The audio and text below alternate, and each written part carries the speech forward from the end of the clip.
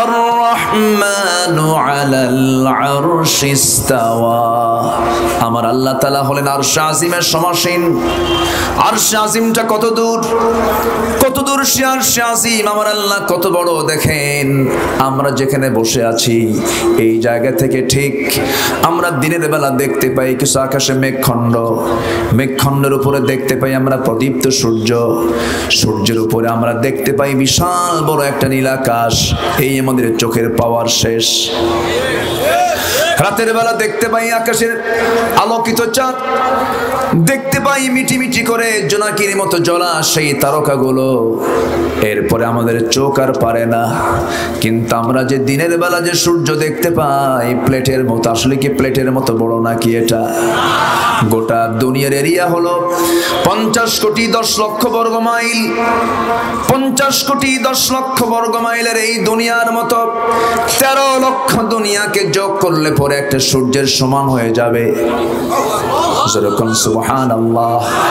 এই একটা সূর্য দিয়ে গোটা পৃথিবীকে আলোকিত করছেন কে? তাপ দিচ্ছেন কে? সেই সূর্যের চেয়েও আবার রাতের বেলা যে আমরা মিটি মিটি করে তারকাগুলো দেখতে পাই, এক একটা তারকাগুলো কত বড়, কত বড় তারকা। ব্যাটেল জয়িস নামে একটা তারকা আছে, যে তারকা ওই সূর্যের চাইতে 1, 2, 3 গুণ নয়, 1 লাখ 3 লাখ গুণ নয়, ওই সূর্যের চাইতে ব্যাটেল জয়িস তারকাটা হলো 33 কোটি গুণ বড়। কত কোটি? 33 কোটি গুণ বড়। ব্যাটেল জুইস, সুপারনোভা আড্ডা, প্রক্সিমা সেন্টারাই, অসংখ্য তারকা মিলে এক একটা গ্যালাক্সি আল্লাহ রাব্বুল আলামিন সেখানে রেখে দিয়েছেন। গ্যালাক্সির ভিতরে একটা দুইটা এরকম তারকা থাকে না, 50 বিলিয়ন। 1 বিলিয়ন মানে 100 কোটি। 50 বিলিয়ন তারকা নিয়ে আল্লাহ তাআলা একটা গ্যালাক্সি গঠন করেছেন। অসংখ্য গ্যালাক্সি, অসংখ্য ব্ল্যাক হোল এই মহাশূন্যে ঝুলতেছি। অকুল্লুন ফি ফালাকি ইয়াসবাহুন, পরিভ্রমণ করছে, নিজ নিজ কক্ষপথে পরিভ্রমণ করছে। এতক্ষণ যে কথাগুলো বললাম আকাশের কথা না, মহাশূন্যের কথা, মহাশূন্যের কথা। এর মধ্যে একটা তারকা আছে সবচেয়ে পৃথিবী থেকে কাছে, প্রক্সিমা সেন্টারাই। প্রক্সিমা সেন্টারে যদি কেউ যেতে চান, বর্তমান দুনিয়ার সবচাইতে সুপার দ্রুতগামী যানবাহন হলো অ্যাপোলো 11, যার ঘন্টার গতি হলো 39,000 কিলোমিটার। 39,000 কিলোমিটার বেগে যদি কেউ ওই অ্যাপোলো 11-এ চড়ে প্রক্সিমা সেন্টারাই নামক যদি কেউ তারকার দেশে সফর করতে চায়, যেমন করে মানুষ চাঁদের দেশে গেছে, মঙ্গল গ্রহে ফ্ল্যাট কিনছে, যদি কেউ ওই রকম করে নক্ষত্রের দেশে, সে তারকার দেশে যদি যেতে চায়, সবচেয়ে কাছের তারকার দেশ প্রক্সিমা সেন্টারে যদি যেতে চায়, অ্যাপোলো 11-এ করে যদি যেতে চায়, তার সময় লেগে যাবে 1,15,000 বছর মাত্র। যাবেন কারা কারা? হাত তোলেন।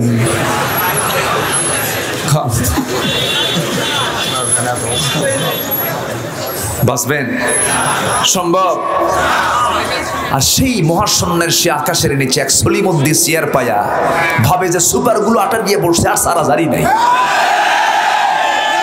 একটু তো ভাবা দরকার যে আমি লোকটা, আমি মানুষটা কত নগণ্য, যে কোনো মুহূর্তে মালাকুল মউত আমার কাছে চলে আসবে। কিসের পাওয়া? আন্নাল কুওয়াতা লিল্লাহি জামিআ, সকল ক্ষমতা, সকল পাওয়ার কার? আস্তে বলবেন না, কার? আল্লাহ। এই মহাশূন্য পাড়ি দিয়ে এই বিশাল আকাশ, এরপরে মহাশূন্য, এরপরে বিশাল আকাশ, এরপরে মহাশূন্য, এরকম করে 7 সামাওয়াত, 7 আকাশের মালিক যিনি, তিনি আমার। আরো জোরে, আরো জোরে। আল্লাহ বলতে কষ্ট হয়? আল্লাহ শব্দটাও গঠিত খুব সহজ অক্ষর দিয়া, হা দিয়া হয়নি, কফ দিয়ে হয়নি, সদ দিয়ে হয়নি, ভ দিয়ে হয়নি, জাল দিয়ে হয়নি। সব উচ্চারণ কিন্তু সব জিহ্বায় হয় না। আল্লাহ তাআলা এমন শব্দ দিয়ে আল্লাহ তাআলা তার নামটা বান্দাকে জানিয়ে দিয়েছেন, পৃথিবীর কোন জিহ্বায় আল্লাহর নাম নিতে জিহ্বায় কোনো কষ্ট হবে না। জোরে বলি আল্লাহ। কোনো প্রবলেম আছে? সেই নামও নিতে গেলে নাকি সমস্যা। আল্লাহু আকবার নাকি নির্দিষ্ট দলীয় স্লোগান। তাহলে জানাজায় তুমি কি স্লোগান দিবা? হ্যাঁ, তুমি যদি বলো নারায়ে তাকবীরের স্লোগান হচ্ছে একটা দলীয় স্লোগান, জানাজার তাকবীরে তুমি জানাজার নামাজে কোন স্লোগান দিবা? বাপেরটা, দাদারটা দিবা, কারটা দিবা? সম্মানিত ভাইয়েরা, যে স্লোগানের সঙ্গে জানাজার সম্পর্ক, যে তাকবীরের সাথে নামাজের সম্পর্ক, যে তাকবীরের সাথে আমার জন্মের সম্পর্ক, যে তাকবীরের সাথে আমার মৃত্যুর সম্পর্ক, রুকুর সম্পর্ক, সেজদার সম্পর্ক, সেই নারায়ে তাকবীরের স্লোগানকে যারা বন্ধ করতে চায়, বিতর্কিত করতে চায়, তাদের চিন্তা বিতর্কিত, তাদের আকীদা বিতর্কিত, তাদের ঈমান বিতর্কিত, তাদের জন্ম বিতর্কিত। মুসলমান,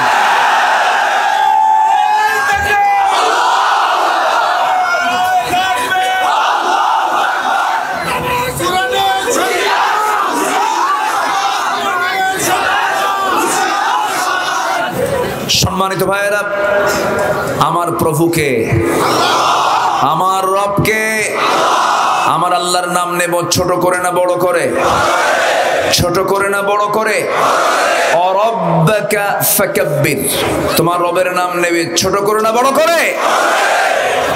আল্লাহর নাম নিতে যার লজ্জা লাগে, ওর লানত আল্লাহর, ওর উপরে কার লানত?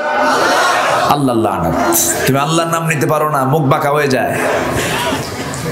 আমার আল্লাহ ছোট না বড়? শুধু উপরে না সবার উপরে? সাব্বিহ ইসমা রাব্বিকাল আ'লা, ইসমে তাফজিলের থেকে সবচেয়ে উপরে যিনি, তিনি আমার আল্লাহ তাআলা। কত উপর চিন্তা করেন। এক তারকার দেশে যেতে লাগতেছে 1,15,000 বছর। আকাশ তো থাকলোই, দ্বিতীয় আকাশটা আবার প্রথম আকাশের চাইতে এত বড়।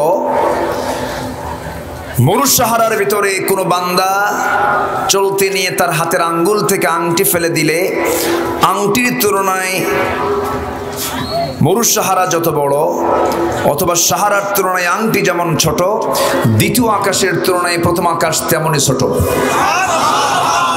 আল্লাহু আকবার বলেন। তাহলে সে আল্লাহ মহান, সেই মহান মাবুদের প্রতি আমাদের পূর্ণ বিশ্বাস থাকার দরকার আছে না নাই? আছে। সেই সপ্তম আসমানের উপরে হচ্ছে আরশে আজিম। সে আরশে আজিমের সমাসীন তিনি থাকেন।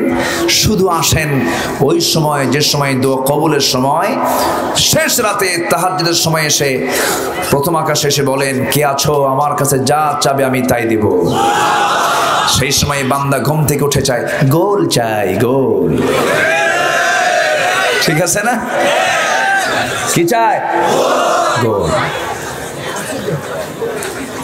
রাগ করতেছেন নাকি আপনারা? গোটা পৃথিবীতে চলছে এখন মিলিটারি ওয়ার দিয়ে হচ্ছে না, এখন কালচারাল ওয়ার চলছে, সাংস্কৃতিক যুদ্ধ চলছে। কলকাতার নাটকে একজন অভিনেত্রী যে জামাটা বানিয়েছেন, পরের দিন আমার দেশের মার্কেটগুলোতে সেই জামা দিয়ে সয়লাভ হয়ে গেছে। এটাই হলো সাংস্কৃতিক যুদ্ধ। সম্মানিত ভাইয়েরা, আমাদেরকে চোখ কান খোলা রেখে চলতে হবে।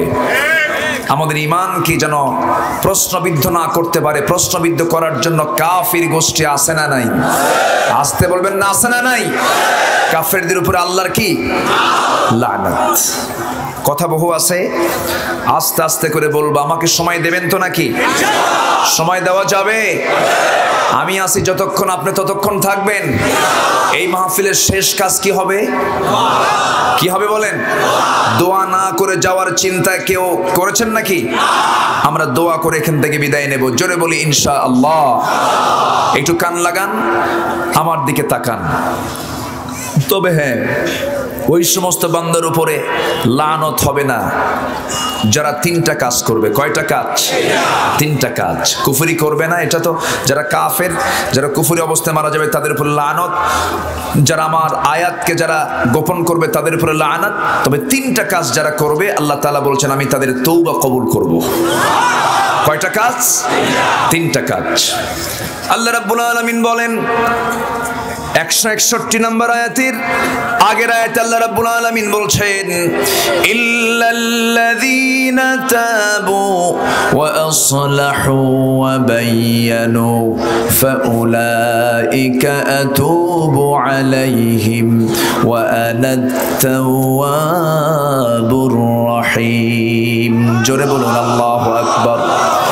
আমার ভাইয়েরা, তবে যে সমস্ত বান্দারা 3টা কাজ করবে, 1 নাম্বার হলো যারা তওবা করবে। বলেন, তওবা কি নির্দিষ্ট দোয়ার মধ্য দিয়ে তওবা নাকি? তওবা মানে কি? তওবা কবুলের শর্ত হলো 5টা। কয়টা বলেন? 5টা শর্ত। কান লাগাবেন, মনোযোগ দিয়ে শুনবেন। আমার কথায় আবার একটু গাল গপ্প কম, এদিক সেদিক আমি কোনো কথা বলতে পারি না। আমার দেশে তো ওয়াজ করতে করতে মঞ্চের টেবিলে উঠে নাচানাচি শুরু হয়, নাচতে নাচতে পায়জামাও থাকে না। জিকির করতে করতে লাফ মেরে আম গাছে ওঠে, জাম গাছে ওঠে, ভুল করে বড়ই গাছে ওঠে না। বড়ই গাছে কাটা আছে, এই হুঁশ ঠিকই আছে, আছে না নাই? আমার মধ্যে এগুলো আবার নাই। আমি চেষ্টা করি এখানে বসে কোরআনের হক আদায় করার জন্য, কারণ কোরআন ছাড়া যে কথাই হবে সেই কথার জবাব দিতে হবে একদিন আল্লাহর কাছে। এই জন্য যা হবে কথা সব কিসের থেকে? কিসের থেকে? মান ক্বালা বিহি সাদাকা। কোরআন থেকে যে কথা বলবে সেই সত্য কথা বলবে। সম্মানিত ভাইয়েরা, তওবা কবুলের শর্ত হলো 5টা। এই 5টি শর্ত। নাম্বার 1 হলো তওবা হতে হবে কার জন্য? বলুন, আসতে বলবেন না, কার জন্য? তওবা করবে একমাত্র আল্লাহর জন্য। নাম্বার 2 হলো তওবা করতে হবে গুনাহ ত্যাগের জন্য, জীবনে আর গুনার কাজ করব না।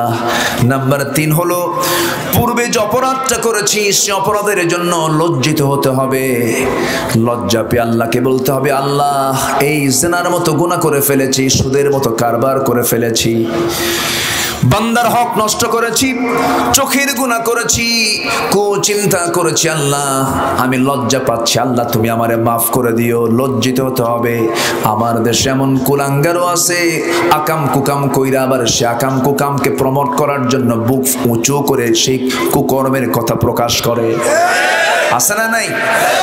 জাহাঙ্গীরনগর ইউনিভার্সিটির সেই কুখ্যাত ধর্ষণের সেঞ্চুরি করণেওয়ালা সেই ধর্ষক মানিক 100টা নারীর ইজ্জত নষ্ট করে ধর্ষণের সেঞ্চুরি করে ক্যাম্পাসে আবার সে মিষ্টি বিতরণ করেছিল। উচিত ছিল চূড়ান্ত শাস্তি নিশ্চিত করা। তা কি করা হয়েছে? আসতে বলবেন না, তা কি করা হয়েছে? হয়নি, তা করা হয়নি। তো যারা অপরাধ করে যারা লজ্জা পায় না তাদের তওবা কবুল হবে না। যারা আল্লাহর জন্য তওবা করে না কবুল হবে না।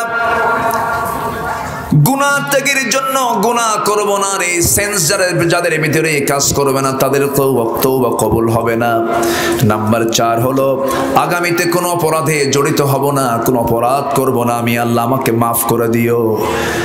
এইগুলো হচ্ছে তওবা কবুলের শর্ত। নাম্বার 5 হলো বান্দার যে অধিকারগুলো ছিল, যে অধিকার তুমি নষ্ট করেছো, তোমার দ্বারা নষ্ট হয়েছে, বান্দার সকল অধিকার ফেরত না দেওয়া পর্যন্ত বান্দার তওবা কবুল হবে। আস্তে করে হবে। এতিমের মাল মেরে খেয়েছেন, বোনের সম্পত্তি মেরে খেয়েছেন, মেয়ের সম্পত্তি জোর করে ছেলেকে লিখে দিয়েছে বাবা, এমন হারামজাদা কিছু আছে না নাই? বলেন, আছে না নাই? 3টা মেয়েকে ফাঁকি দিয়া তার অংশগুলো ছেলেকে বুঝায় দিয়া মেয়েদেরকে ফাঁকি দিয়েছে। আবার কিছু কিছু ভাই আছে বাপ মরে গেছে 1 যুগ আগে, 12 বছর হয়ে গেছে, বোনদেরকে সম্পত্তি বুঝে দেয় না। 1 যুগ পার হলো, ধানি জমিতে ধানগুলো জমি আবাদ করে ধানগুলো নিজের গোলায় উঠায়, বোনদেরকে তা বুঝিয়ে দেয় না। আপনি যে 1 যুগ ধরে আপনার বাবা মারা যাওয়ার পর আপনার বোনের সম্পত্তি যে আপনি আবাদ করে খাচ্ছেন, এগুলো সম্পূর্ণ হালাল না হারাম? আমার মায়েরা এই লাইনের ওয়াজ শুনে খুব খুশি। হুজুর ভালো করে এখন ভাইরা কথা শুনে না। আমি একটু মাদের পক্ষে কথা বলি তো নাকি? হ্যাঁ, মায়েদের দোষ নাই তো নাকি? হ্যাঁ, আছে দোষ আছে? আছে। যেখানে যে দোষ আমাদেরকে তুলে ধরতে হবে তো। কিন্তু আপনি ভাই যে দিলেন না, মাঝে মাঝে দাওয়াত দেয় রবিউল, মাঝে মাঝে বোনকে দাওয়াত দেয়, দাওয়াত দিয়ে একটু পৌষ মাসের পিঠা খাওয়ায়, ঈদের পরে দাওয়াত দিয়া আবার বিশেষ অনুষ্ঠানে দাওয়াত দিয়ে কিছু খাওয়ায় দাওয়ায় বলে বোন মাঝে মাঝে দাওয়াত দিয়ে তোমাদের নিয়ে আসি, বাপের বাড়ি আসো, বাপ তো মা তো নাই। একটা কথা বলে দিই বোন, অংশ নিলে কিন্তু ধ্বংস হয়। কি ফতুয়া দিয়ে দিল! এই ফতুয়া কি আল্লাহ থেকে এসেছে না শয়তান থেকে এসেছে? অংশ নিলে ধ্বংস হয়। দেখছেন কি মাসালা? আমার ভাইয়েরা, এইরকম করি অনেক চাচা আছেন, নিজের ভাতিজা এতিম হয়ে গেছে, ভাই মারা গেছে, ভাইয়ের সম্পত্তিগুলো যেগুলো কম দামি জায়গা, সে সমস্ত কম দামি জায়গাগুলো ভাতিজার ভাগে ফেলে দিয়া দামি দামি পৌরসভার ভিতরের চৌরাস্তার মোড়ের জায়গাগুলো চাচা দখল করে নিয়েছে। এমন চাচা আছে না নাই? আসতে বলবেন না, আছে না নাই? সেজদা দিয়া কপাল কালো বানালেও কোনো লাভ হবে? কোনো লাভ হবে না। তওবা কবুল হতে হলে 5টা শর্ত পূরণ করতে হবে। ইমাম কুরতুবী বলেছেন তওবার জন্য 3টা শর্ত। নাম্বার 1 হলো মুখে মুখে প্রার্থনা করা, অন্তরে অনুশোচনা করা। নাম্বার 3 হলো আগামী জীবনকে গুনাহমুক্ত করার বিশাল বড় প্রতিজ্ঞা করা। এই 3টা যার মধ্যে থেকে যাবে তার তওবা আল্লাহ রাব্বুল আলামিন কবুল করে নেবেন। আমার বন্ধুগণ, ইল্লাল্লাযীনা তাবু, যারা তওবা করবে, গুনাহ সেজার, অবশ্যই তার তওবা করার জন্য তাকে ইরাদা করতে হবে সর্বক্ষণ। তওবা এমন একটি ভালো কাজ, তওবা যখন বান্দা করে তখন বান্দাকে আল্লাহ তাআলা ক্ষমার জন্য অস্থির হয়ে যান। যেরকম সুবহানাল্লাহ। নামাজ যেমন হুকুম, রোজা যেমন হুকুম, হজ যেমন হুকুম, তওবার ব্যাপারে আল্লাহ রাব্বুল আলামিন সরাসরি একটা আয়াত নাযিল করেছেন, ইয়া আইয়ুহাল্লাযীনা আমানু তুবু ইলাল্লাহি তাওবাতান নাসুহা। হে ইমানদারেরা, তোমরা তওবার মতো তওবা করো। তুমি যদি তওবা করতে পারো আল্লাহ অবশ্যই তোমাকে মাফ করবেন। কার ওয়াদা? আসতে বলবেন না, কার ওয়াদা? আমার মায়েরা, ছোট্ট একটা ইতিহাস মনে পড়লো। গুনাহ তো হতেই পারে, বান্দার গুনাহ কার জীবনে নাই? সবার জীবনে গুনাহ আছে। বান্দা যার নাম গুনাহ তার থাকবেই, ফেরেশতা যার নাম গুনাহ তার থাকবে না, কারণ গুনাহ করার যোগ্যতা আল্লাহ তাআলা তাকে দান করেন নাই। বান্দাকে গুনাহ করার যোগ্যতা কে দিয়েছেন? লাউলাম তুযনিবু লাযহাবাল্লাহু বিকুম ওয়া লা জাআ বিকওমিন হাত্তা ইউযনিবুন। ও বান্দা, তুমি যদি গুনাহ না করো, আমি তোমাকে দুনিয়া থেকে মিটিয়ে দিয়ে বের করে দিয়ে এমন একটা জাতি আমি পাঠাবো যারা গুনাহ করবে আর আমার কাছে চোখের পানি ফেলে মাফ চাবে। আমি ওই সমস্ত বান্দার গুনাহ মাফ করে দেব। কি সুন্দর করে আল্লাহ বলছেন। তাহলে আজকে থেকে গুনাহ শুরু হোক, এরকম কিছু নাকি? আমার ভাইয়েরা, আমার মা, আজকের মাহফিলে দেখেছি ভাই যত এসেছেন বোনরা তার চেয়ে কোনো অংশ কম না। মাদের ব্যাপারে একটা কথা বলতে চাই। একজন মহিলা সাহাবীর কথা মনে হয়ে গেল, তার তওবার কথা মাঝে মাঝে আমার মনে হয়। নবীর কাছে এসে বলছেন, ইয়া রাসূলুল্লাহ, আমি তো জিনা করে ফেলেছি। রাসূল বললেন, না তুমি জিনা করো নাই। না হুজুর, আমি জিনা করে ফেলেছি। না তুমি করো নাই। না হুজুর, সত্যি আমি জিনা করে ফেলেছি। রাসূল বললেন, না তুমি করো নাই। সাহাবী বলছেন, হুজুর আপনি আমাকে যতই বাঁচানোর চেষ্টা করেন না কেন, সত্যি তো আমি জিনা করে ফেলেছি, আমি নিজেই তার সাক্ষী। রাসূল বললেন, জিনা যে করেছো, জিনার ফলে কোনো বাচ্চা পেটে আসছে নাকি? হ্যাঁ, বাচ্চা চলে এসেছে। রাসূল বলেন, জিনার ফলে যদি পেটে বাচ্চা চলে আসে তোমার উপরে এখন কোনো আইন কার্যকর করা যাবে না।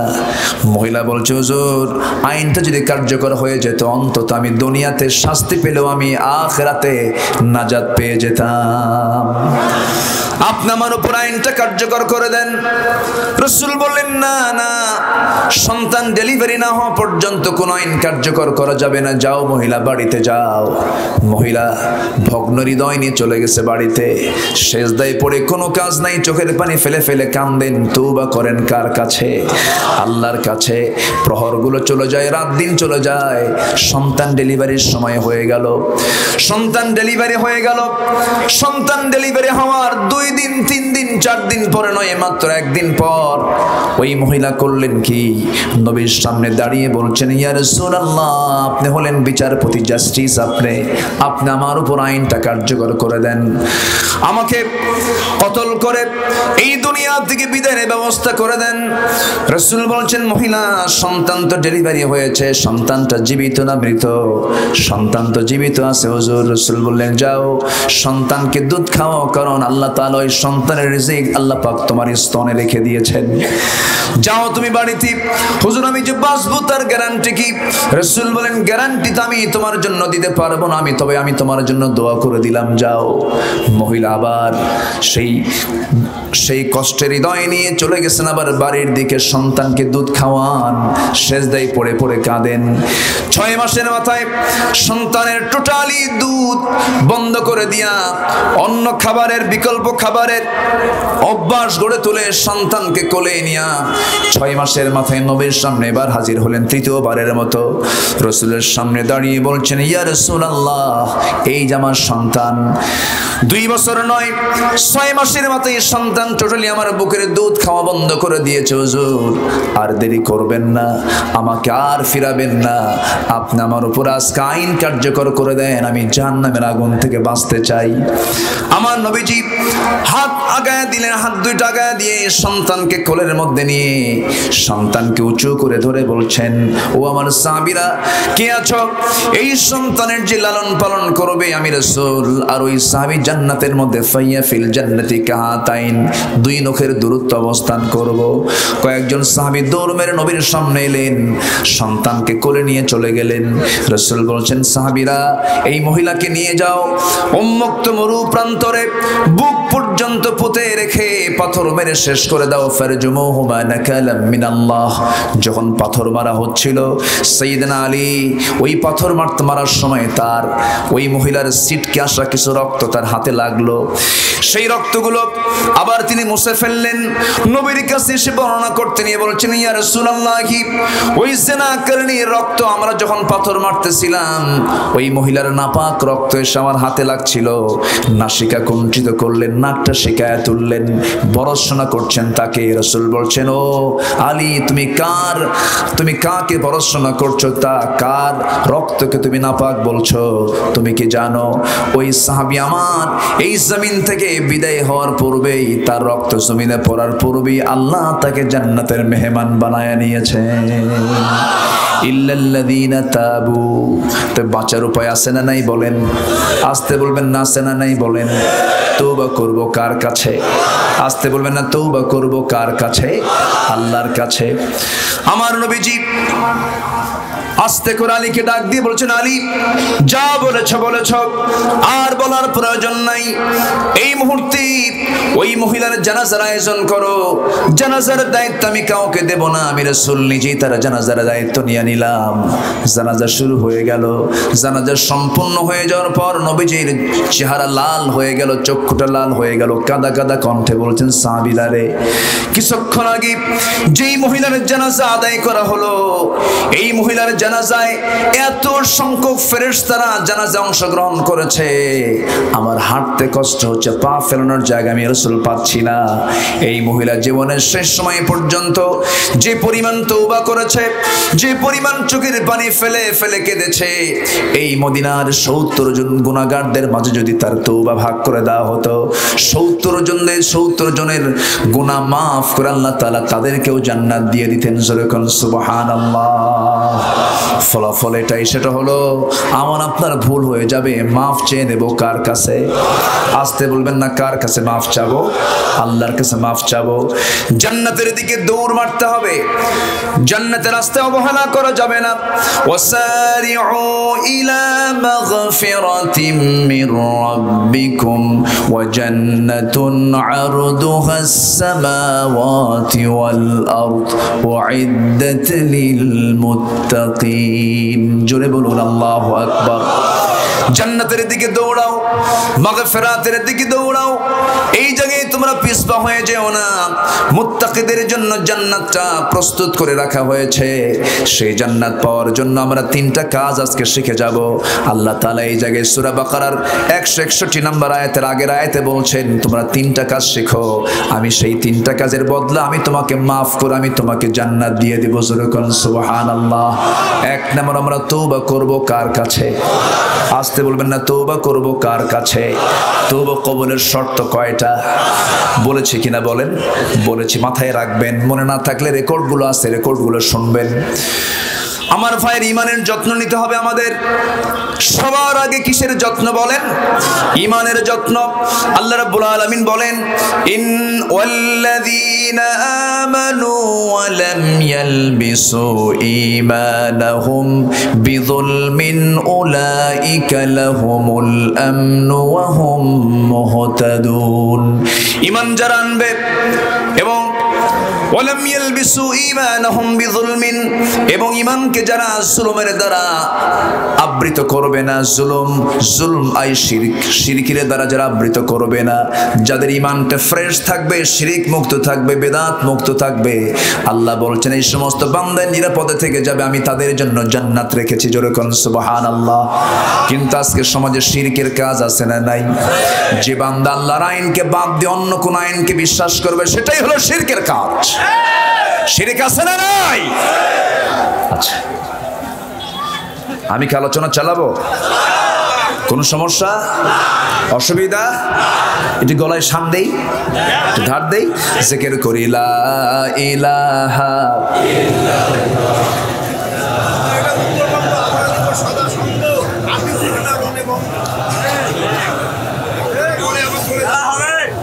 আরো জোরে লা ইলাহা,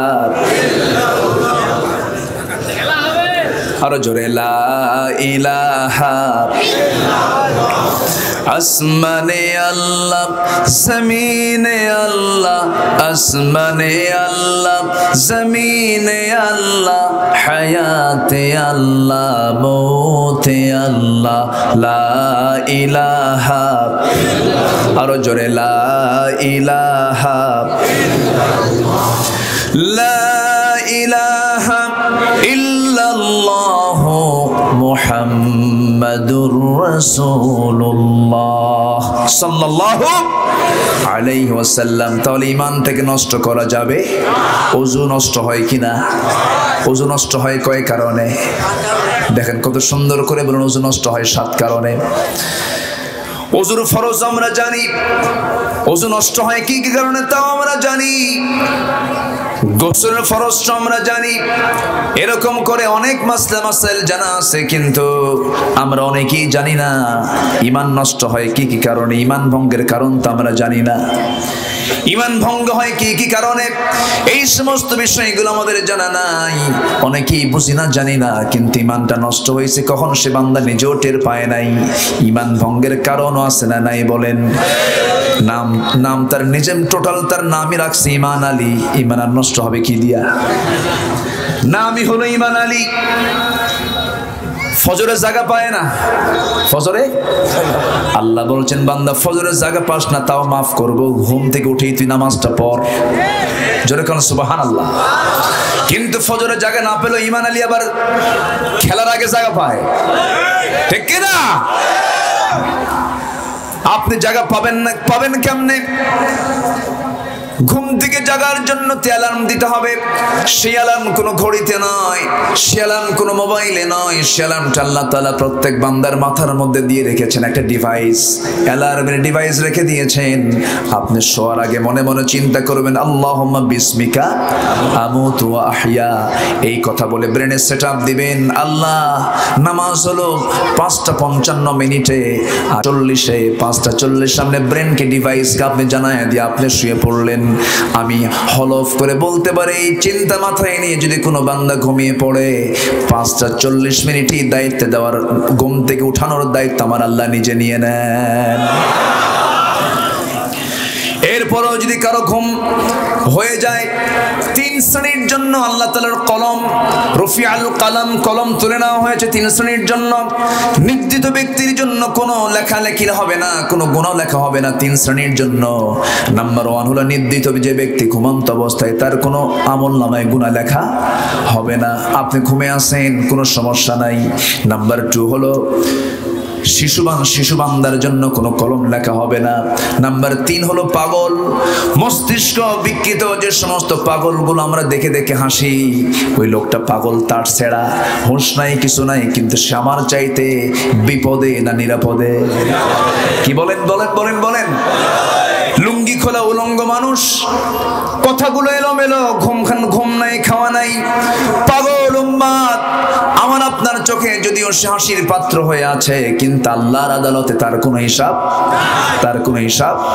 আমার মুরব্বী ভাইদেরকে বলি, বাবাজিরা, আপনার ঘরে হয়তো কোনো পাগল সন্তান আছে, মা কখনো একটা বারের জন্য বিরক্ত হবেন না।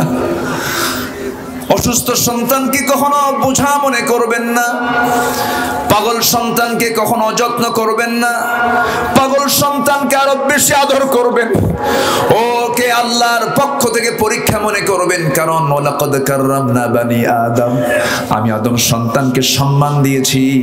এই জন্য আপনি আল্লাহর ওই গোলামকে কখনো অবহেলা না করে পাগলের খেদমত করে যাবেন, কারণ এই পাগল সন্তান আপনার বেহেশতে যাওয়ার কারণ হয়ে যেতে পারে। সুবহানাল্লাহ। আমার ভাইয়েরা, পাগল যার ঘরে আছে কত যে কষ্ট তার, আছে না? আসতে বলবেন না, আছে না নাই? তাদের জন্য কথাগুলো আজকে খুব সান্ত্বনা হয়ে যাবে, খুব সান্ত্বনার হবে। আমার ভাইয়েরা, আমার বন্ধুগণ, ঈমান ভঙ্গের কারণ হলো 10টা। ইমান আলী নাম রাখলে ইমান ঠিক থাকে না। নাম হলো হিম্মত আলী, সাইকেলের চাকা বাস চলেই হার্ট স্ট্রোক করে নাম রাখছে হিম্মত আলী। নাম হলো আতর আলী, গাজার গন্ধে কাছে যাওয়া যায় না। নাম কি? আতর আলী। গাজা খায়, শীত হয়ে পড়ে থাকে। আমার ভাইয়েরা, নাম দিয়ে কোনো কাজ আল্লাহর আদালতে হবে না। আল্লাহর আদালতে নাম দরকার না কাম দরকার, নাম দরকার না কাম দরকার। আল্লাহ তাআলা নাম চান না কাম চান, বংশ চান না আমল চান। বংশ দিয়ে যদি জান্নাত পাওয়া যেত, আবু লাহাবও জান্নাত পেয়ে যেত।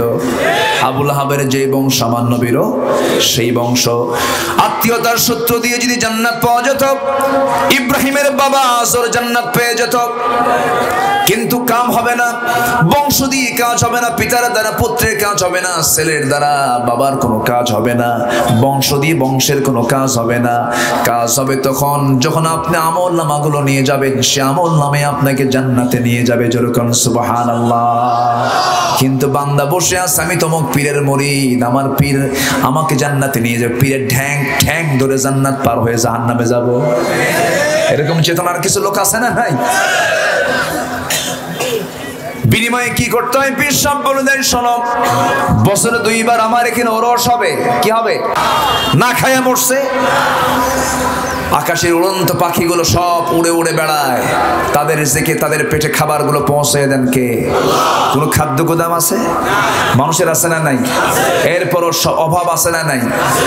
সংকট কোনো খাদ্যের নয়, সংকট কোন অন্ন বস্ত্রের নয়, সংকট হলো বন্টনের সংকট, সব নেতৃত্বের সংকট। মুসলমান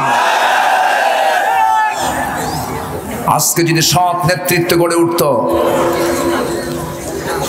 আজকে যদি নামাজি নেতৃত্ব গড়ে উঠত, আজকে সমাজের চিত্র আমাদের এমন দেখতে হতো না। আল্লাহ তাআলা বলেছেন, আমি যাদেরকে চেয়ার দেব, আমি যাদেরকে ক্ষমতা দেব, ওই ক্ষমতার চেয়ারে বসে থাকা লোকদের আমি আল্লাহ 4টা পরামর্শ দিলাম। তারা ক্ষমতা গিয়েই 4টা আইন কার্যকর করবে: নামাজ, যাকাত, সৎ কাজের আদেশ, অসৎ কাজের বাধা। আকামুস সালাহ ওয়া আতাউজ যাকাত ওয়া আমারু বিল মারুফ ওয়া নাহাউ আনিল মুনকার। এই 4 দফা বাস্তবায়নের জন্য হুকুম করেছেন কে? এই 52 বছরে আমরা কি বাংলাদেশে কাউকে এরকম এই 4 দফা বাস্তবায়ন হতে দেখেছি? আসতে বলবেন না দেখেছি? দেখি নাই। দেখবেন কেমনে? সে তো নিজেই নামাজ পড়ে না। নামাজ আদায় হচ্ছে একটা হুকুম, নামাজ কায়েম হচ্ছে আরেকটা হুকুম। সমাজের কিছু শ্রেণী লোক আছে যারা নামাজ আদায়কেই তারা সীমাবদ্ধ করে রাখতে চায়, নামাজ কায়েমের সংগ্রামকে তারা বিশ্বাস করতে চায় না। আমাদেরকে আবু বকরের মতো ভূমিকা পালন করতে হবে, সমাজের নেতৃত্ব গড়ে তুলতে হবে আবু বকরের মতো। যে সময় খলিফা আবু বকরের সময় কিছু সংখ্যক মুসলমান যাকাত দিতে অস্বীকার করেছিল, সাইয়েদনা আবু বকর বলেছিলেন, যারা যাকাত দেবে না আমি আবু বকর তাদের বিরুদ্ধে জিহাদ ঘোষণা। এই চেতনার দরকার আজ আছে না নাই? আজ আছে না নাই? মুসলমান নামাজ কায়েম যদি আজকে থাকতো, মদের বোতল থাকতো, জেনার লাইসেন্স থাকতো, সুদের কারবার থাকতো? থাকতো না। শুধু অভাব হচ্ছে সমাজে আইন নাই নামাজের। কিসের নাই বলেন? নামাজ। নামাজ চালু হোক। সবাই কি চান? সবাই কি চান? সবাই কি চান? আল্লাহ কবুল করুন। জোরে বলি আমিন। আরো জোরে বলি আমিন। সম্মানিত ভাইয়েরা, তওবাটা কি একটু কানে লাগান, একটু মনোযোগ দিয়ে শোনেন। তওবা হচ্ছে এমন একটা আমল, তওবার পুরস্কার হলো জান্নাত। জোরে বলেন সুবহানাল্লাহ। আর জোরে বলেন সুবহানাল্লাহ। কিন্তু তওবা কবুল হতে হবে। তওবা কি হতে হবে? কবুল হতে হবে। শুধু নামাজ আদায়ের মধ্য দিয়ে আপনি তওবা করবেন, সেই তওবা কবুল হবে না। দিন কায়েমের সংগ্রাম থেকে আপনি যদি এক চুল পরিমাণ নড়ে আসেন, আল্লাহ পাক আপনাকে গ্রেফতার করে ফেলবেন, যার বড় প্রমাণ হলো তওবা। কেমন করে? সূরা তওবার একটা প্রেক্ষাপট আছে। সূরা তওবা নামে একটা সূরাই আছে। সেই সূরা তওবার একটা প্রেক্ষাপট হলো, আমার নবীজি মদিনার মাটিতে বেঁচে ছিলেন কত বছর? বলেন, আমার দুটো আঙ্গুল দেখেন, দুটা কয় বছর? 10 বছর। মদিনায় তিনি নবুয়ত পাওয়ার পর ছিলেন কত বছর? 13 বছর। বলেন কত বছর? এই মোট মক্কায় ছিলেন 13 বছর, মদিনায় ছিলেন 10 বছর। মোট কয় বছর হলো? 23 বছর। 13 বছর মক্কায় থাকাকালীন মক্কার সিটি মেয়র ছিল বিনা ভোটে আবু জেহেল। কি ভোটে বলেন? বিনা ভোটে, মানে ভোট ছাড়াই, জোর করিয়া। আবু জেহেল ছিল মক্কার সিটি মেয়র। আমার নবীজি সেই সিটির একজন নাগরিক ছিলেন, জুলুমের শিকার হয়েছেন, হামলা মামলা, রাষ্ট্রদ্রোহিতার মামলা, এরপরে গালি গালাজ, তারপরে অনেক কিছু, সাহাবে কেরামকে ধরে নিয়ে রিমান্ডে নেওয়া, মামলা দেওয়া, পিটাইয়া চামড়ার পিঠের চামড়া তুলে ফেলে দেওয়া, সব কিছু শেষে নবীর বিরুদ্ধে হত্যার হুলিয়া জারি হলো। রসুলকে থাকাই কঠিন হয়ে গেল। শেষ পর্যন্ত আমার নবীজি রাতের আধারে অন্ধকারে হিজরত করে চলে আসলেন কোথায়? মদিনায়। আমার নবী কি কারো বাড়িতে আগুন লাগাইছিলেন? কাউকে কোনোদিন কষ্ট দিয়ে কথা বলেছেন? কাউকে তিনি অর্থনৈতিকভাবে কাউকে চাপে রেখেছিলেন? কোনো কিছু দখল করেছিলেন? তিনি দেশ থেকে বিতাড়িত হলেন কেন? শুধু বলেছেন একটাই, যে এই জমিনে কারো শাসন চলবে না, আইন চলবে না, আইন চলতে হবে আমার আল্লাহ তাআলা। এটাই ছিল তার মূল ফ্যাক্ট। আমার নবীজি চলে আসতে বাধ্য হলেন, মদিনার দিকে রওনা দিলেন। মদিনায় এসেই আমার নবীজিকে 10 বছরে তাকে যুদ্ধ পরিচালনা করতে হয়েছে 86টা। কয়টা বলেন? 86টা। এই 86টি যুদ্ধ পরিচালনার মধ্যে সবচেয়ে বড় একটা অভিযান ছিল হলো তাবুক অভিযান। বদর দিয়ে শুরু, আর শ্রেষ্ঠ অভিযান ছিল তাবুক।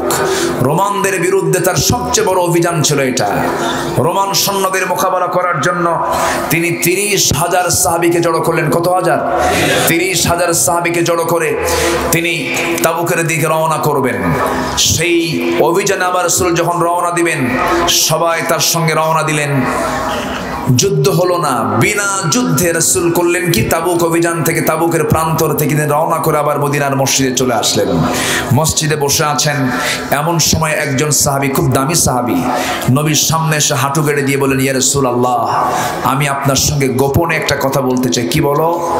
কাব বিন মালিক সেই সাহাবীর নাম, তিনি বলছেন, ইয়া রাসূলুল্লাহ, 30,000 সৈন্য আপনার সঙ্গে গেছে জিহাদের ময়দানে, আমি কিন্তু যাই নাই, যেতে পারি নাই। রাসূল বলেন, কেন, তোমার কি কোনো সমস্যা ছিল? হুজুর, আমার কোনো সমস্যাই ছিল না, গড়িমসি করেছে, এই যাব গেলাম না, এই করতে করতে আমার যাওয়ার হলো না, আমি যাই নাই, এটা আমার ব্যক্তিগত অলসতার কারণে হয়েছে। রাসূল বলেন, তাই? আচ্ছা, তুমি যাও নাই? না। আর কে যাও নাই বলো? হুজুর, হেলাল বিন উমাইয়া যায় নাই। আর কে যায় নাই বলো? মুরারা বিন রাবিআ যায় নাই। আমার নবীজি সবার রিপোর্ট একের পর এক নিচ্ছেন। আর কে যায় নাই বলো? হুজুর, আমার আর জানা নাই। আমার রাসূল বলেন, কাব, তুমি এই মুহূর্তে আমার সামনে থেকে চলে যাও। তাকে চলে যেতে বললেন, চলে গেলেন। যাওয়ার সঙ্গে সঙ্গে আমার নবীজি মদিনার মসজিদ থেকে প্রজ্ঞাপন জারি করলেন, মদিনার সকল মুসলমানদের উপরে আমার নির্দেশনা আমি রাসূল বলে দিচ্ছি, কাব বিন মালিক, হেলাল বিন উমাইয়া, মুরারা বিন রাবিআ যারা ইচ্ছা করে গড়িমসি করে আল্লাহর দ্বীনকে কায়েমের জন্য তাবুক অভিযানের এই জিহাদের এই অভিযানে যারা যায় নাই, আমি রাসূল ঘোষণা করলাম এদের সাথে সকল প্রকার সালাম কালাম লেনদেন ব্যবসা বাণিজ্য সব আজকের থেকে বন্ধ। আল্লাহু আকবার বলেন।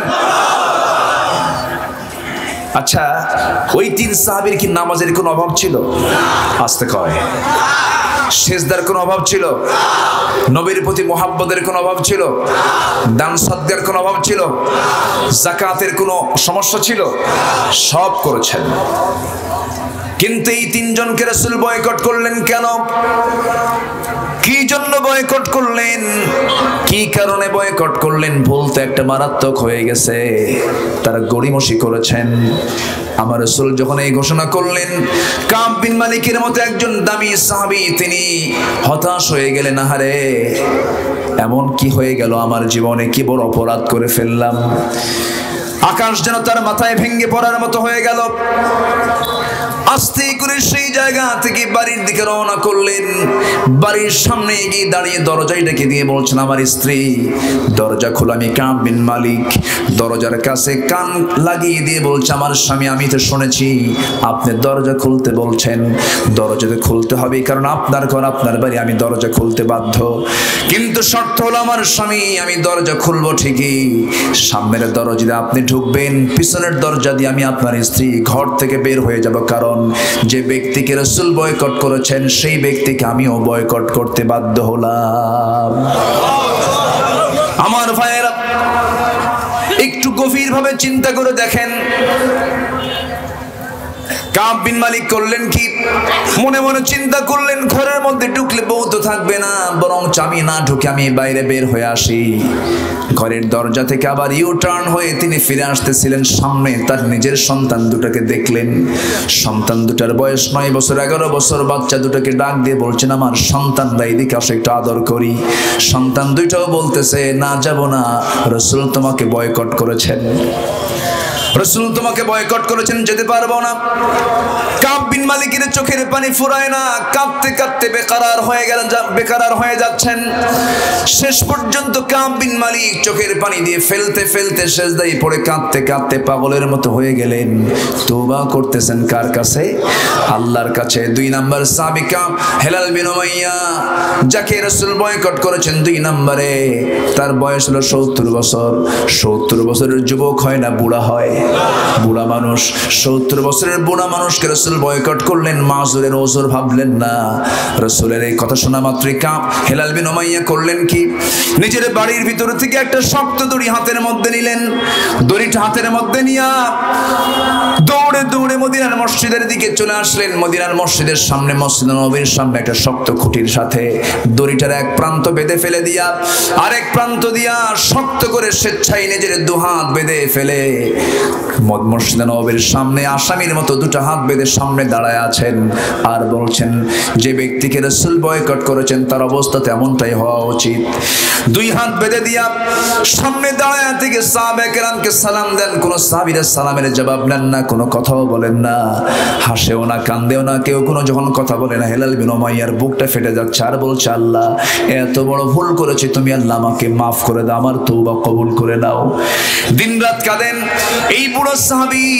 ওই দুইটা হাত যে বেঁধেছিলেন 40টা দিন পর্যন্ত, কিতাবের মধ্যে আসছে হাতগুলো ঘা পর্যন্ত হয়ে গিয়েছিল সেই বাঁধনের কারণে।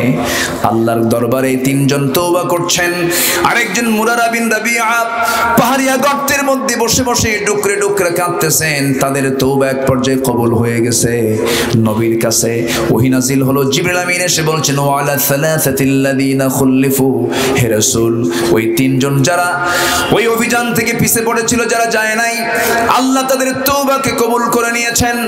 আমার নবীজির আনন্দ দেখে কে সঙ্গে সঙ্গে দাঁড়িয়ে বলছেন, ওমর আমার দিলটা আজকে দারুণ পরিষ্কার হয়ে গেছে, খুব খুশি হয়েছি আমি আজকে। কেন?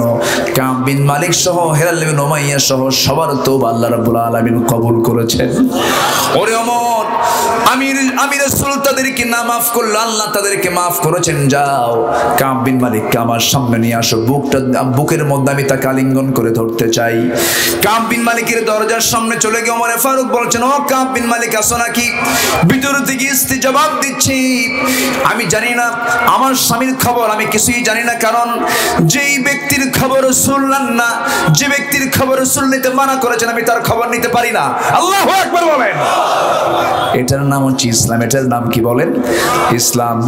কাব বিন মালিকের তওবা কবুল হয়ে গেল, আল্লাহ তাদেরকে মাফ করে দিলেন। মাঝখান থেকে একটা শিক্ষা আমাদের হয়ে গেল, সেটা হলো দিন কায়েমের পথে, দিন প্রতিষ্ঠার পথে কোন ইমানদার কখনো পিছপা থাকতে পারে, পিছপা থাকতে পারে না। আল্লাহ বলছেন, তুমি তিনটা কাজ করবে, আমি তওবা কবুল করব। ইল্লাল্লাযীনা তাবু, যারা তওবা করবে, ওয়া আসলাহু, যারা ইসলাহ করবে, যারা সংশোধন করবে।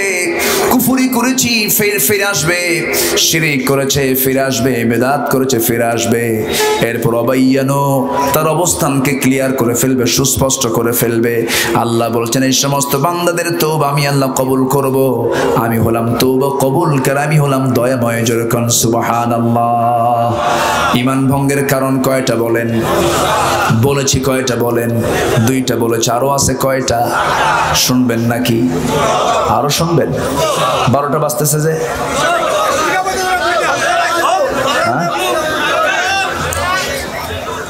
পরিচালক কই? কি করব? চালাবো ফজর। শুনবেন আপনারা? আগ্রহ আছে? কি করবো? চলবে, এটাও কয় চলবে। কেউ তো আমার পক্ষে কথা কয় না। আলোচনা চলো। হুজুর মরুক, হুজুর বাসুক। আপনার তো এক রাত, আমার তো সব রাত। আগামীকালকে আমার মাহফিল বেশি দূরে না, মাত্র ময়মনসিংহ, খুব কাছে না, যেতে হবে, তাও দিনের বেলা। এই জন্য সব দিকে তাকাতে হবে। ঈমান ভঙ্গের যে কারণগুলো আমি একটু বলে দিই, বিষয়টা খুব জরুরি, এই জন্য বলি। কষ্ট হচ্ছে না তো আপনাদের? ফজর পড়বেন কারা কারা, একটু হাত তুলে দেখান তো দেখি। ফজর পড়বেন কারা কারা, একটু হাত তুলে দেখান। জোরে বলি, ইয়া আল্লাহ, ইয়া আল্লাহ। আমাদেরকে ফজর, জোহর, আসর, মাগরিব, ইশা 5 ওয়াক্ত সালাত আদায় করার তৌফিক তুমি আল্লাহ দিয়ে দাও। জোরে বলি আমিন, আরো জোরে আমিন। হাত নামান। আবার কি শুরু হলো ওই জায়গায়? মানে ওদের স্লোগান, লক্ষণ হলো হুজুর আপনি আলোচনা শুরু করেন। আবার এটা বুঝতেছি, এটাই যে বলি আলহামদুলিল্লাহ। মাহফিল তো আরো আছে, আপনাদের শুনতে হবে না, আজকে তো ক্লান্ত হওয়া যাবে না। সম্মানিত ভাইয়েরা, কে উঠবে না? উঠে গেল, বসেন বসেন। ধমক দিছে, এই ধমকের মধ্যে কিন্তু মহব্বত আছে। কিন্তু বাচ্চা ওষুধ খেতে চায় না, বাচ্চার মা কি করে? বাবা খা খা বাবা, এরকম করে না? খাবো না। শেষ পর্যন্ত মা দায়িত্ব ওষুধ খাওয়ানো, 2 হাত আর 2 পা শক্ত করে ধইরা, দাঁত তো দাঁতের উপরে থুয়ে শক্ত করে আছে, খাবে না। মুখের মধ্যে নখ ঢোকায়, খা, ঠিক কিনা? কিন্তু এই যে জোর করে খাওয়ালো, এতে বাচ্চার কল্যাণ না অকল্যাণ? ধমকটা দিছে, এই ধমকের মধ্যে মোহাব্বতের সুর আছে না নাই? রাগ করবেন না, একটু বসেন না। এতগুলো মানুষ পাবেন কই? ভালো জায়গায় এতগুলো মানুষ পাওয়া কঠিন। আমরা একসঙ্গে দোয়া করে যাব, জোরে বলি ইনশাআল্লাহ। আমার দিকে তাকান। ঈমান ভঙ্গের 10টা কারণ, 2টা বলেছি। নাম্বার 3, কাফির মুশরিকদেরকে কাফের মুশরিক না মনে করা। অনেক মুসলমান আছে হিন্দু মহিলাকে বিয়ে করে সংসার করছে, অথচ সে হিন্দু ধর্ম থেকে ইসলাম ধর্মে আসে নাই। আছে না নাই? সে তার ধর্ম পালন করে, আর সে তার ধর্ম পালন করে আবার ফতুয়া দেয়, লাকুম দীনুকুম ওয়ালিয়া দিন, তোমার দিন তোমার কাছে, আমার দিন আমার কাছে। আছে না নাই? ঈমান থাকলো না গেল? ঈমান থাকলো না গেল? ইসলামের কোন একটা বিষয়কে নিয়ে ঠাট্টা বিদ্রুপ করা ঈমান ভঙ্গের অন্যতম কারণ। নাম্বার 5, জাদু করা বা তার আশ্রয় নেওয়া ঈমান ভঙ্গের কারণ। নাম্বার 6, মুসলিমদের বিরুদ্ধে কাফির মুশরিকদেরকে সাহায্য করা। আছে না নাই? আছে, এটা একটা কারণ। নাম্বার 7, জীবন ব্যবস্থার কোন একটা বিষয়কে অপছন্দ করা। নাম্বার 8, সৃষ্টির মাঝে কাউকে আল্লাহর মতো করে ভালোবাসা। বাবা তুমি আমার একমাত্র ভরসা, এরকম বলার মতো লোক আছে না নাই? বাবা আমাকে বাঁচাও। আচ্ছা। নাম্বার 9, ইসলাম ব্যতীত অন্য কোন বিধানকে উত্তম মনে করা। নাম্বার 10 হলো আল্লাহর দিন থেকে বিমুখ হয়ে যাওয়া। এই 10টি কারণ যার মধ্যে খুঁজে পাওয়া যাবে, ভাবতে হবে তার ঈমান আছে না গেছে? আছে না গেছে? বুঝেছো? এর বাড়ি হলো যশোর। ভাত খেয়েছো? এর একটু টান মেরে কথা বলে, একটা খুব সুন্দর লাগে। বুঝেছো? ভাত খেয়েছো? এই রাখি, ঘুমেছো? ও যে বসে আছে সামনে, ওর একটু টান মেরে কথা বলে। যশোরের ভাষা হলো অনেক সুন্দর ভাষা, বলি আলহামদুলিল্লাহ, অনেক সুন্দর। নীলফামারীর ভাষাও সুন্দর, বোঝা যায়। নোয়াখালীর ভাষা আরো সুন্দর। এই হাসেন, হাসেন কেন? পানি কি গায়? হানি হানি। আমি গেছি মাহফিলে, বলে হুজুর আর আল্লাহ গেলে গাইয়েন। আমাদের সাথে সাথে আসেন। তাদের ভাষার মধ্যে একটা আলাদা সৌন্দর্য আছে। ময়মনসিংহের লোক একটু লম্বা টান দিয়ে কথা বলে। তো ময়মনসিংহ আর নোয়াখালী 2 মহিলা মুখোমুখি হয়েছে। তো ময়মনসিংহের মহিলা নোয়াখালীর মহিলাকে বলতেছে, বোন আপনি কি মতাইছুন? মানে আপনি কেমন আছেন? বইন আপনি কি মতাইছুন? আপনি কেমন আছেন? এখন নোয়াখালী আর এই ভাষা বোঝে না। ওই মহিলা কয়, ই কি তা কয়, কি মতাইছিনি? কেমন কে কিয়ামত ভাবছে, কেমন কি ভাবছে? কিয়ামত ভাবছে। এটাই হলো ভাষা। এই ভাষার সৌন্দর্য কে দিয়েছেন? আসতে বলবেন না, কে দিয়েছেন? আল্লাহ দিয়েছেন। অনেক সুন্দর ভাষা, আপনারাও বলতে পারেন। তবে গ্রেটার রংপুরের মানুষ র বলতে পারে না। বাড়ি কোথায়? অংপুর। বাড়ি কোথায়? অংপুর। র হয় না। হ্যাঁ, আগের দিন নাই, চেঞ্জ হয়ে গেছে বাহে। হ্যাঁ জি, আলহামদুলিল্লাহ। জি শোনেন, চেঞ্জ হওয়া যাবে না। মায়ের ভাষা লালন করা উচিত। আসতে কয়, ঠিক কিনা? মায়ের ভাষা লালন করা উচিত, মায়ের ভাষা রাখতে হবে। চেঞ্জ করতে কে বলেছে আপনাকে? মায়ের ভাষা, মনের ভাষা, হৃদয়ের খোরাক মিটায় দেয়। আল্লাহু আকবার বলেন। থাকতে হবে। সিরাজগঞ্জের মানুষ দন্ত স বলতে পারে। বাড়ি কোথায়? হিরাজগঞ্জ। দন্ত স নাই। কেদা ভাত খাইছা? ওগা। বুঝলে কত যে ভাষা আল্লাহ দিয়েছেন এই বাংলা ভাষার মধ্যে, কত বিচিত্র রূপ দিয়েছেন, বলি আল্লাহু আকবার। এগুলো কার দেওয়া, কার দেওয়া, কার দেওয়া? আল্লাহর দেওয়া। কেন? লিকাবাইলা লিতাআরাফু ইন্না খালাকনাকুম মিন যাকারিন ওয়া উনসা ওয়া জাআলনাকুম শুউবান ওয়া কাবাইলা লিতাআরাফু। আপনি রংপুরের মানুষ, চিটাগাং যে মাস্তানি করবেন, ওখানে মাস্তানি করতে গেলে আপনার ভাষা বলে দেবে এটা রংপুরের মাল, ঠিক কিনা বলেন? চিটাগাং থেকে নীলফামারী এসে যদি কেউ কোনো কিছু কথা বলতে নেয়, কোনো মাস্তানি করতে নেয়, ভাষাই প্রমাণ করবে যে এটা সাটগাইয়ে পোলা, ঠিক কিনা? ধরা পড়ে যাবে। এইগুলো সব সিস্টেম করে দিয়েছেন কে? আল্লাহ তাআলা। সম্মানিত ভাইয়েরা, অনেক মা বোন আজকের মাহফিল আসছেন।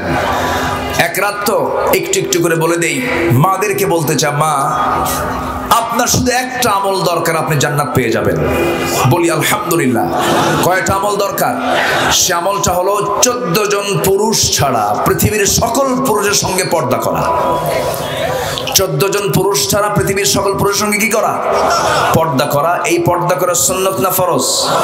আরো জোরে করেন, সুন্নত না ফরজ? এই ফরজ হুকুম যদি আপনি পালন করতে পারেন, পূর্ব দিগন্তে সূর্য উদয় যেমন সত্য, আপনার জান্নাতে যাওয়া তেমনই সত্য। মেয়েদের জান্নাতে যাওয়ার এক নম্বর কারণই হলো পর্দা না করা। আজকে মেয়েদের মধ্যে কোনো হায়া আছে, শরম আছে? 10 বছর আগেও আমার দেশের মায়েরা যখন রাস্তায় হাঁটতেন, পুরুষের ছায়া পর্যন্ত তারা পাড়াতেন না। এখন কি সেই চিত্র দেখা যায়? আসতে বলে সেই চিত্র দেখা যায়। স্বামীকে দাম দিতে চায়, স্বামীকে পাত্তা দিতে চায়, স্বামীর নাম ধরে ডাকে কিনা বলেন? আমার দাদিরা কি ডাকতো? বলেন আমার দাদি কি ডাকতো? দাদি ডাকতো, কিন্তু ভাবি ডাকে। অনেক মেয়েরা বলে, হুজুর আমার স্বামী ভালো না, আমার স্বামী পরকিয়া করে। পরকিয়ার পরিমাণ কমছে না বাড়ছে? এই বাড়ার মূল অবদান হলো মিস্টার মোবাইল। এই মোবাইলকে আগে মুসলমান বানাতে হবে। মোবাইল সবার হাতে দেওয়া যাইবে, দেওয়া যাবে। ছোট বাচ্চার হাতে যদি আপনি আপেল আর চাকু দিয়ে বলেন, বাবা তুমি আপেলটা কাটো, তো আপেল কাটবে না হাত কাটবে? হাত কাটবে। এই জন্য মোবাইল যার তার হাতে দেওয়া যাবে না। প্রত্যেক গার্জিয়ানকে বলে গেলাম, মোবাইল ব্যবহারে সাবধান। মোবাইল আপনার সন্তানকে লম্পট, চরিত্রহীন বানায় তুলতে পারে, ঠিক কিনা? খুব সাবধান এই ব্যাপারে, বড় সাবধান। এই মোবাইলের কারণে বহু সংসার আগুন ধরেছে। খালি মিস কল মারে, আবার কই হুজুর মিস কল তো কোরআন শরীফে আসছে, কোথায়? ফামাইয়া আমাল মিস কলা। এগুলো করা যাবে না। স্বামীর পরকীয়া থেকে বাঁচার জন্য 5টা কাজ করবেন। কয়টা কাজ? মাদেরকে বলছি, কয়টা কাজ? 5টা কাজ। স্বামী পরকীয়া করবে না, স্বামী ভালো হয়ে যাবে। আমার মায়েরা, নাম্বার 1 হলো, 1 নম্বর কাজ হলো আপনার দেহের ফিটনেসটা ঠিক রাখবেন। মাকে মেয়েকে সুন্দর করেছেন কে? একজন মার মাথা থেকে পা পর্যন্ত আকর্ষণ করে দিয়েছেন পুরুষের জন্য কে? বলেন।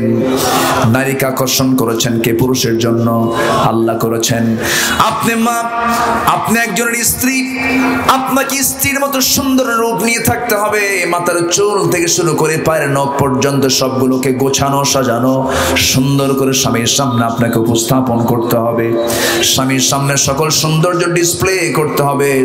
দিওয়ানা হয়ে যেতে হবে স্বামীর কাছে। সৌন্দর্যকে নষ্ট করা যাবে না। ওয়ালা তুলকু বিআইদিকুম ইলা তাহলুকা।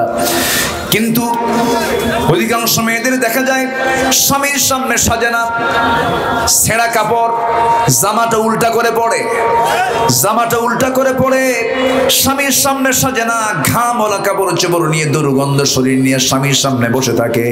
কিন্তু এই মহিলা যখন নীলফামারীর কোনো মার্কেটে যাবে, সেই সময় পুরাতন শাড়ি না নতুন শাড়ি, নতুন শাড়ি না পুরাতন শাড়ি, নতুন শাড়ি নতুন জামা পরে সেন্ট একখান লাগাবে, এমন সেন্টের গন্ধ পর পুরুষের নাকের কাছে গিয়ে ধাক্কা লাগে। স্বামীর সামনে সেন্ট লাগায় না, মার্কেটে যেতে সেন্ট লাগায়, স্বামীর সামনে সাজে না, বাইরে যেতে সাজে, সুন্দর করে সাজগোজ করে মার্কেটে চলে যায় ঢং ঢং করে, দোকানদারের সামনে গিয়ে অঙ্গভঙ্গি করে সুন্দর বাংলা প্রয়োগ করে, আস্তে করে বসে, দোকানদারকে লক্ষ্য করে বলে, ভাইয়া একটা শাড়ি দেখানো যাবে নাকি? কি সুন্দর করে বলে। দোকানদারের তো কাম সারা, আছে না নাই? ভাইয়া একটা শাড়ি দেখানো যাবে কি? দোকানদার শাড়ি একখান বের করে নিজের গায়ে লটকা দিয়ে বলে, আপা এই শাড়ি কিন্তু আপনাকে দারুণ মানাবে। ওটা আরেক বদমাইশ। আছে না নাই? এই নোংরামিগুলো আজকে সমাজে আছে না নাই? আচ্ছা, এগুলো করা যাবে না মা। সৌন্দর্য টিকে রাখতে হবে, ঠিক রাখতে হবে। নাম্বার 3 হলো বুদ্ধির প্রখরতা আনতে হবে, ইন্টেলেকচুয়াল হতে হবে। স্বামীর সবকিছু স্বামীর সঙ্গে সবকিছুর বিনিময় করতে হবে। স্বামীকে গভীরভাবে বুকের মধ্যে নিয়ে রাখতে হবে। স্বামী আমার সবকিছু এমন সম্পদ মনে করতে হবে, এই স্বামী আমার জীবনের শেষ সম্পদ, শেষ সম্বল।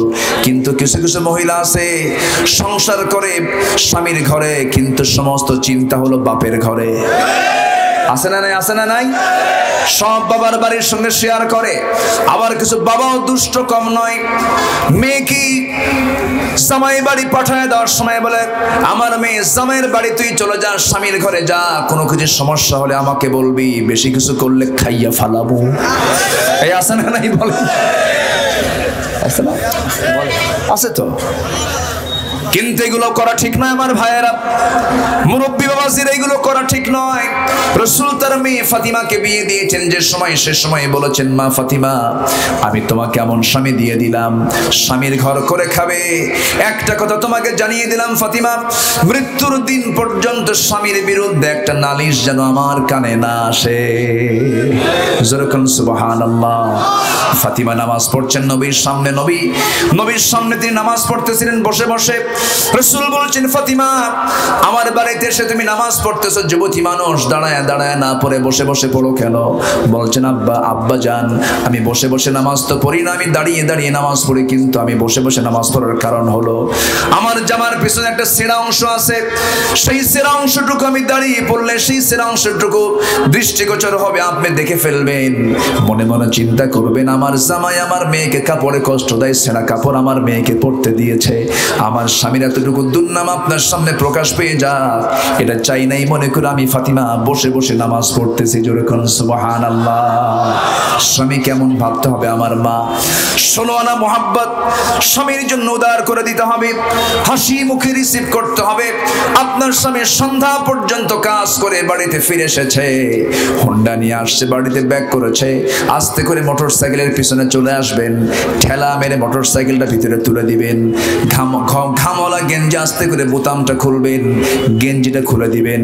কোনো রাগ করে কোনো কথা বলবেন না, মুস্কি মুস্কি হাসি মেরে, বুকের মধ্যে যত দুঃখ থাকুক না কেন মুস্কি মুস্কি হাসি মেরে আস্তে করে পাশে বসে তার মাথায় বাতাস দিয়ে দিবেন, সুন্দর করে মাথার চুলগুলো নাড়ায়া দিবেন। আমার ভাইয়েরা, ফাতিমা রাদিয়াল্লাহু তাআলা আনহার ঘরে খাবার ছিল না। কোন একদিন বিকেলবেলা স্বামী আলী ঘরের মধ্যে ঢুকতেছেন, কিন্তু মুখে কোনো হাসি নাই। ফাতিমা রাদিয়াল্লাহু আনহার সঙ্গে সঙ্গে বলছেন, আমার স্বামী আলী আপনি বাইরে বের হয়ে যান।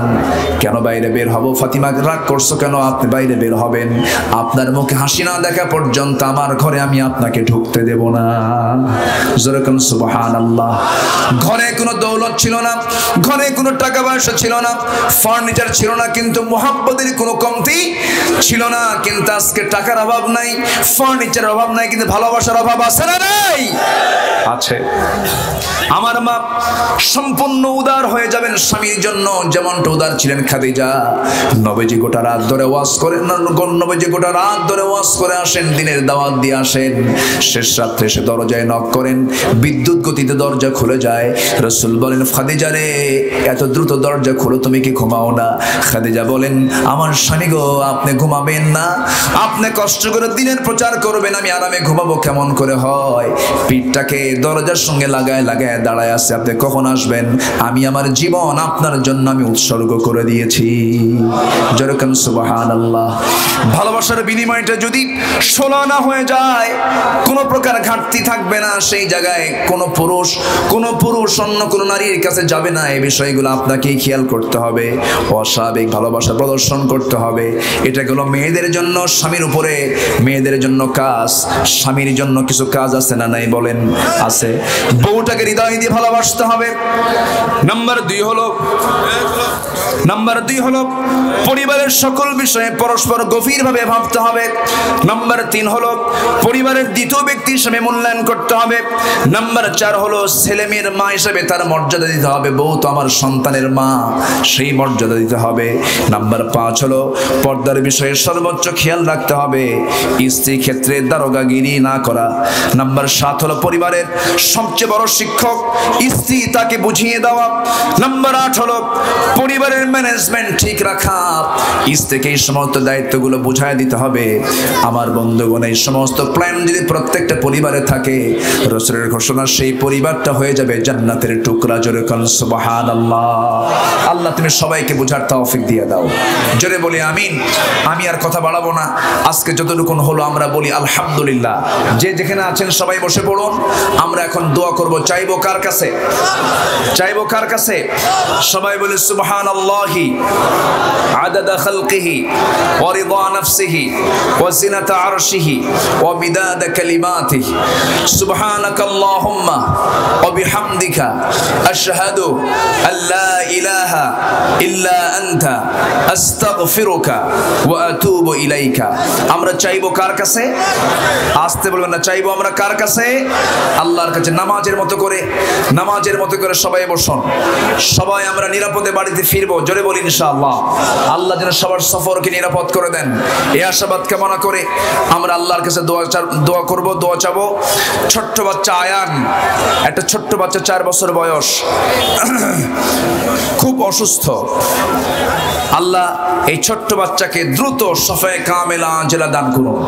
তার আব্বা আম্মা দোয়া চেয়েছেন, আল্লাহ ছোট্ট আয়ানকে তুমি আল্লাহ সুস্থ করে আমাদের মাঝে ফিরে আসার তৌফিক দিয়ে দাও।